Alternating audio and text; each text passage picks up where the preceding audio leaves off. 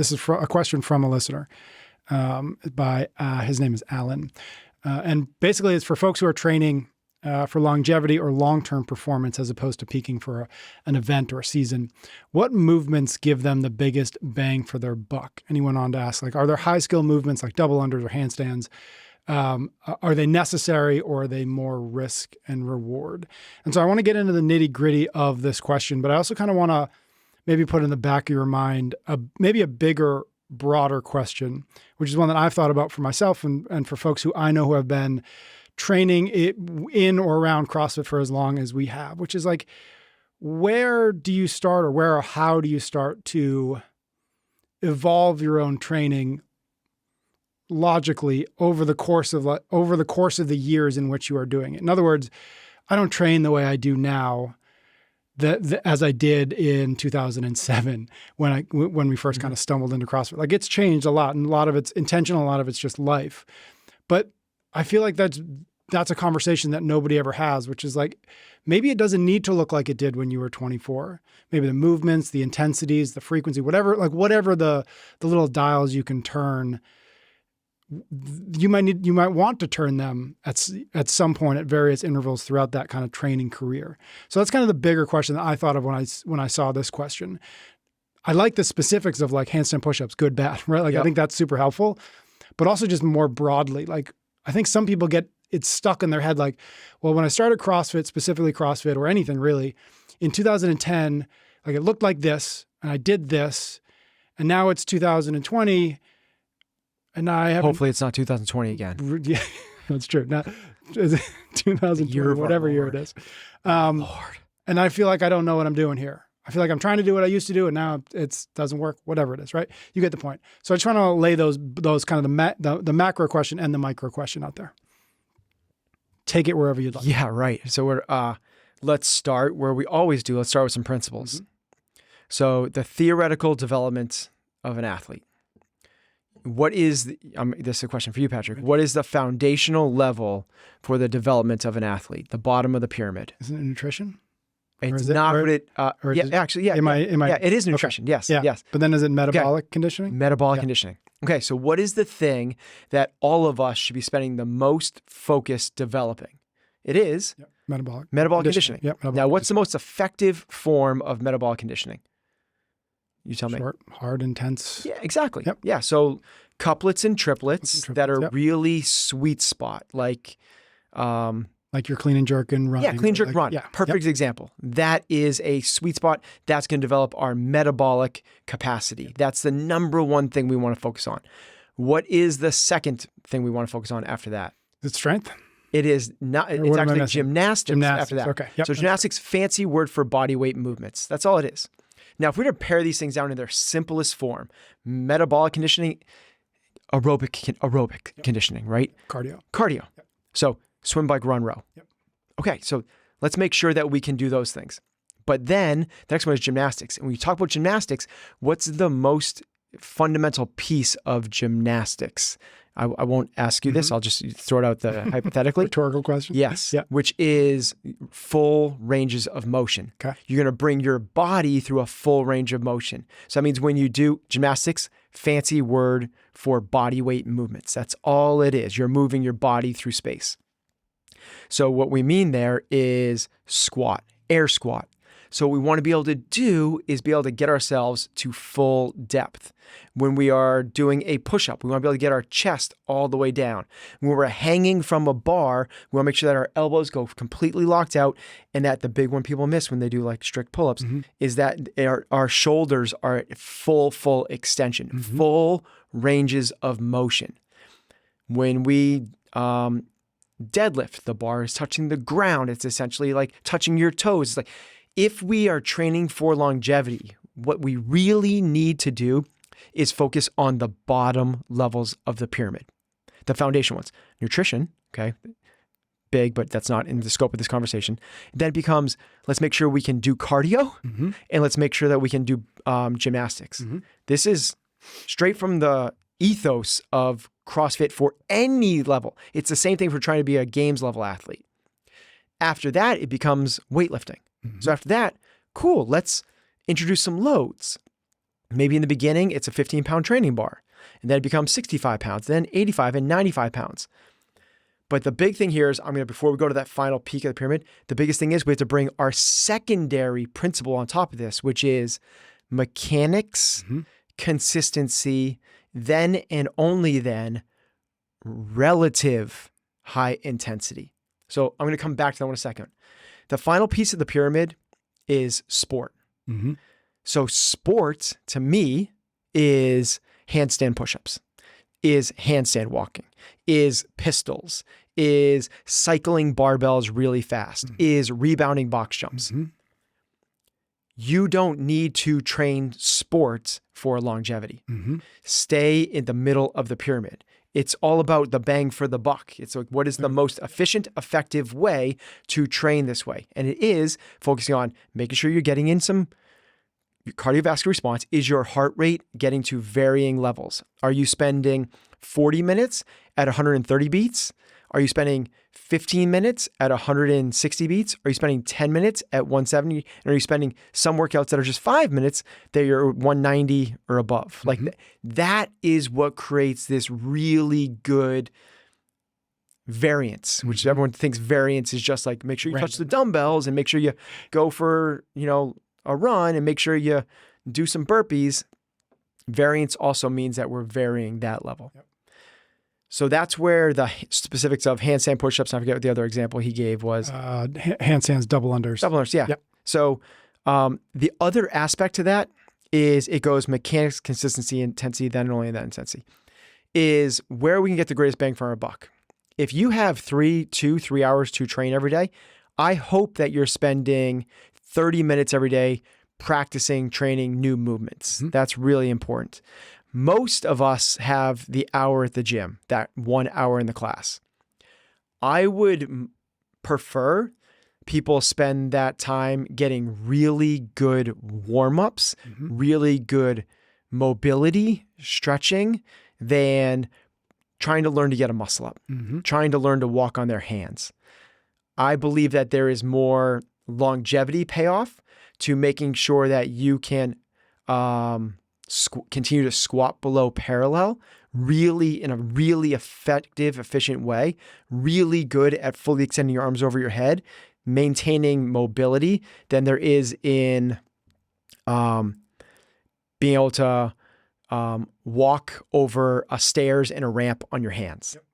Like, that's a cool circus trick, and that you certainly need overhead mobility to be able to do that. But for the bang for the buck, instead of spending the 60 hours necessary to get that skill, I would rather, if you only have 1 hour a day, I'd rather you spend that into the bottom 3 levels of the pyramid rather than the top sport-specific one.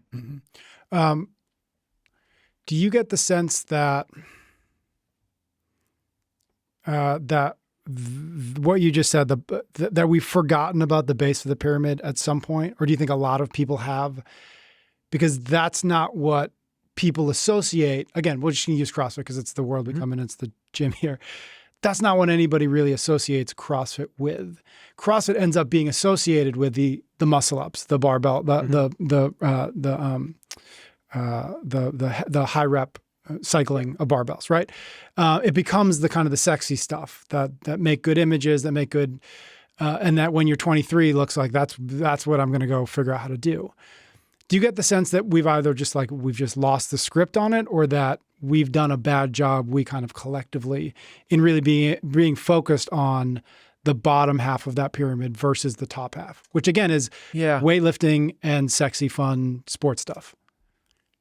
I don't know what I don't know. So I'm going to take a stab in what my impression of this is. And I don't think so.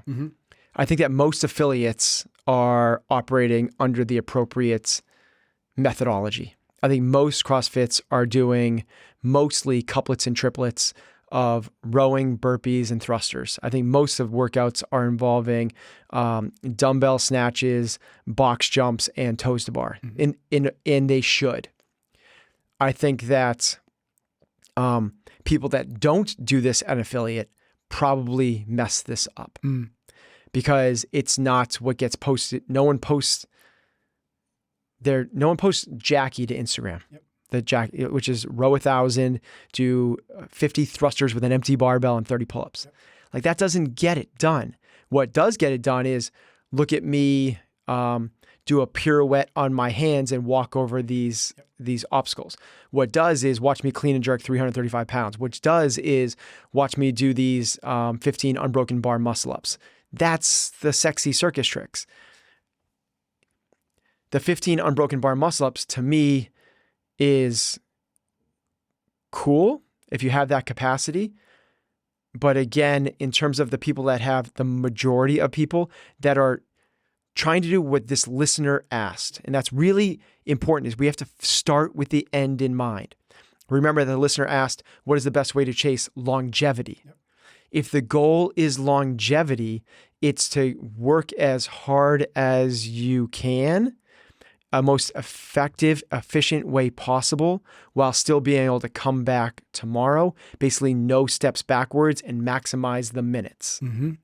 If that's the case, spending X amount of time working on getting from 9 to 15 bar muscle ups to me is not the biggest bang for the buck.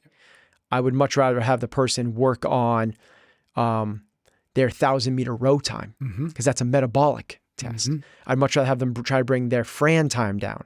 I'd much rather have them work on getting their Murph time to come down. Those things aren't nearly as sexy or Instagrammable, but it's the thing that will set people up for the long run better. What about the broader question about that I asked, just about kind of like evolution of training or focus of training over the course of like your training life, right? Again, thinking about myself as a 24-year-old when I started versus where I am now. It has naturally changed for various reasons. Again, sometimes just life, sometimes like whatever, doesn't really matter. I don't think I'm alone is my point in like, oh, it doesn't look the same as it did. How do you suggest people at least just like keep in the back of their head the changes that maybe need to happen or are going to happen or that's actually beneficial to happen from mid-20s to, let's just call it mid-30s to 40s to above? Like, what does that evolution need to look like, or doesn't it need to change? You just need to have been thinking about this hierarchy as we just talked about when you were 25, and maybe you just weren't, and maybe that's the issue. No, it should change. Mm-hmm. And as you know, Simon Sinek would say, like, you start with why. Mm-hmm. Why are you training? When you were 25 and I met you and I was 30 or whatever it was, we both wanted to be like the apex of the sport. Yeah. So that's our goal, yep. To be the apex of the sport. So that is why we trained different than we do now. If I was asking you now why you train, it's so I can continue to kick ass with my kids and that I'm around and I'm going to be a good granddad and all the. So we should evolve. We should change. Your purpose and focus and goals in life are not the same at 15 as they are at 25, 35, or 45. These things should change. Just like your training and the reasons you train change. When I first got out of college, I wanted to try to become a professional triathlete. Yeah. It's like, well, I have no interest in that right now. Right. And because that was my goal at 25, doesn't mean it's my goal for the rest of my life. It shouldn't be. It's kind of like once you hear it, it's like, of course. Yep. Well, if that's the case, your training should not stay the same. Mm-hmm. It's really kind of like, is the tail wagging the dog? Mm-hmm. Is because this is the way we train, this is the way I train, and no matter what happens, it's the way I got to train. Yep. Well, no, like where does the dog want to go? Yep. Like, where do you want to go? And then the tail follows there. And if we want to, if the reason we're staying active and going to the gym every day is for a different purpose, you can still do thrusters and pull-ups, running, rowing, burpees, clean and jerks, and all the rest. But the 10, 20, 30% changes. What is that 10, 20, 30%? The top of the pyramid. Yeah. You don't need to lift as heavy weights, weightlifting, and you don't need to do it in a sport-specific fashion where you're trying to be the apex of the sport. Mm-hmm. Just pull back the top a little bit. Instead of a really tall, steep pyramid, maybe it gets rounded off a little bit at the top. Yep. That's all it is. Yeah. Have you found yourself, I mean, I know we've talked about it and I know it has, but I'm curious, like, what has been the intentional changes you've made from over the last 10 years of training from that very sport focus to where I know you are now, which is the, kick ass in your 90s? Like, are there one or two big things that you think about and you think, okay, I used to do it, that made sense then, but now I don't do that. I don't think about it. I don't do it at this level, whatever it might be. Yeah. So the first one would be the loads and the movements. So when I was in my late 30s, late 20s, early 30s, my goal was I competed at the CrossFit Games on a team. And so I was trying to be the apex of the sport. Well, you have to train those movements, otherwise you're unprepared. Yep. So, and you have to train to try to get as strong as you possibly can. So you need to lift heavy loads. Now the goals have changed completely to where I want to extend the opportunity for me to be as functional as possible. Mm-hmm. Functional meaning the ability to move large loads, large distances quickly. What is the load I most necessarily need to move? My own body. Mm-hmm. Like I need to be able to move that one as long as possible. Yep.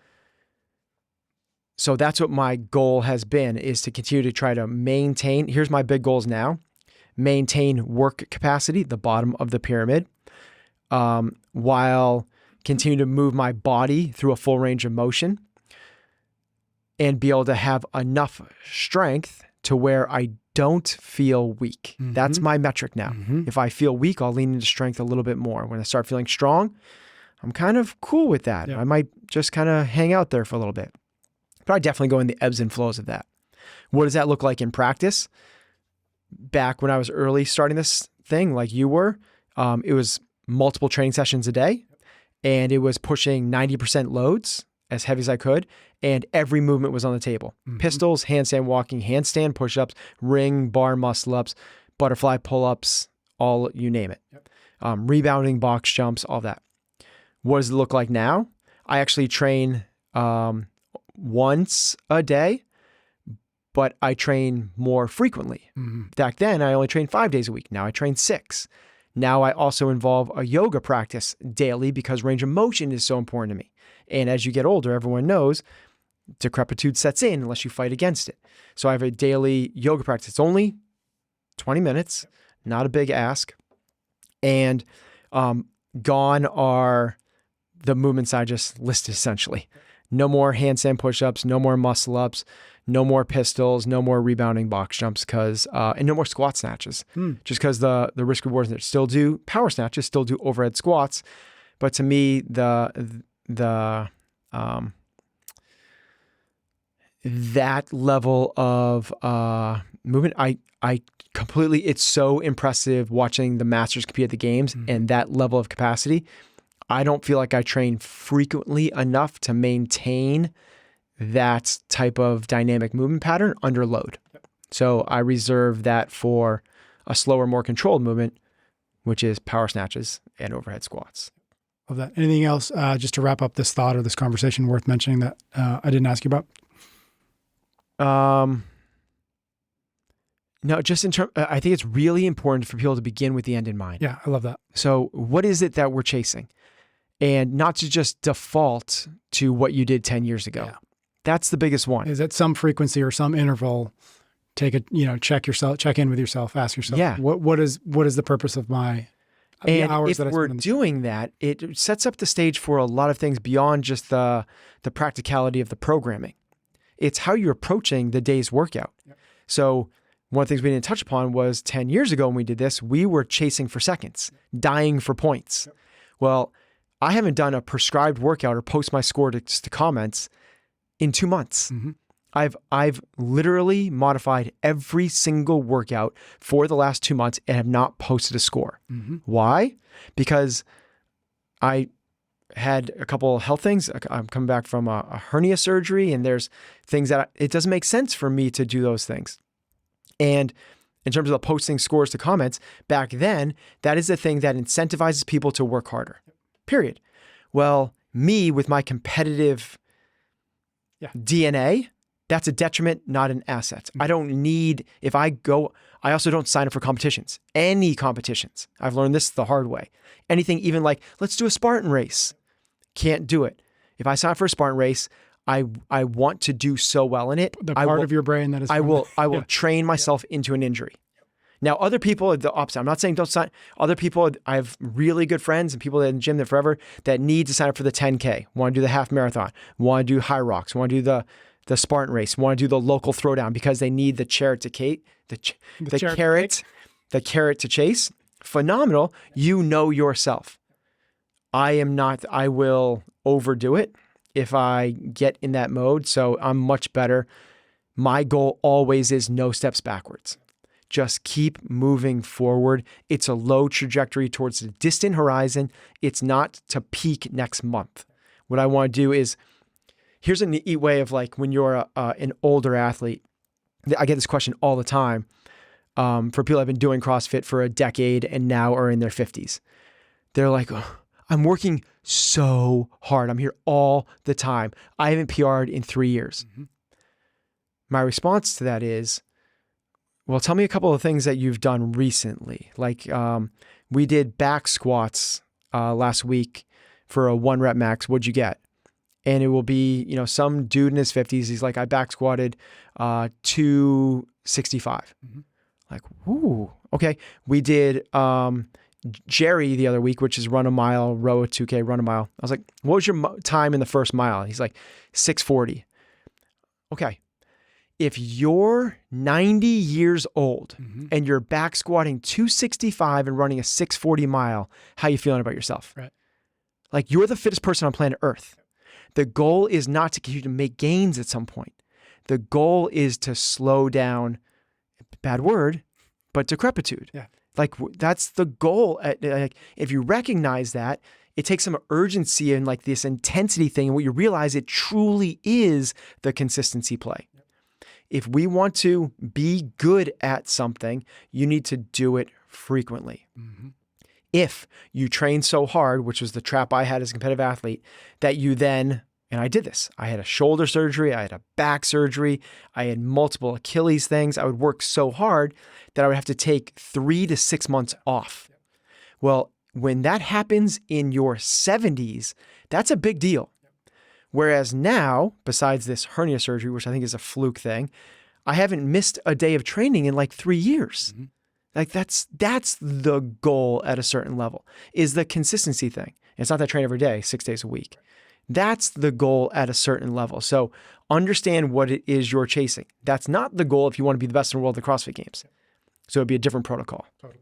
I love that. So I think the two big things are no steps backwards, I think is really important. And then knowing why, understanding why, knowing what you're trying to do. Just ask yourself, why are you training? Exactly. I think those are both super, super helpful.